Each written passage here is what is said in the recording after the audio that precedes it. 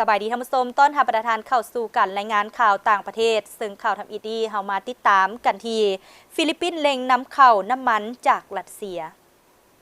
ท่านสตาลอนกาลินรัฐมนตรีพลังงานฟิลิปปินส์เปิดเผยว่ารัฐบาลพร้อมพิจารณาความเป็นไปได้ในการนำเข้าน้ำมันจากรัสเซียเพื่อกระจายความเสี่ยงด้านความต้องการท่ามกลางราคาพลังงานโลกที่ปรับเพิ่มสูงขึ้น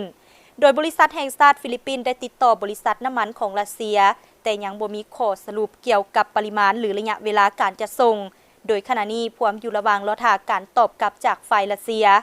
นอกนี้ฟิลิปปินส์ยังเล็งเจรจากับผู้ส่งออกรายอื่นๆเช่นไทยญี่ปุ่นและสิงคโปร์เพื่อส่งเสริมความมั่นคงด้านพลังงานในระยะที่ตลาดโลกมีความเปลี่ยนแปลงสูงขณะเดียวกันรัฐบาลยืนยันว่าปริมาณสำรองน้ำมันในประเทศยังเพียงพอรองรับการใช้งานได้ถึงเดือนเมษาซึ่งช่วยลดแรงกดดันด้านความต้องการระยะสั้น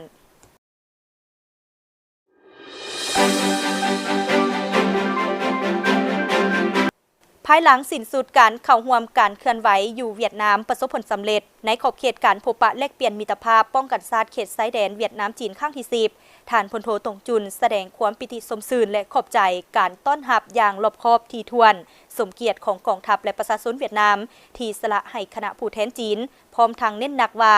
บทบาทและความหมายของการพบปะแลกเปลี่ยนมิตรภาพป้องกันชาติเขตชายแดนเวียดนามจีนในการสุกยู่การหัวมือด้านป้องกันชาติ2ฝ่าย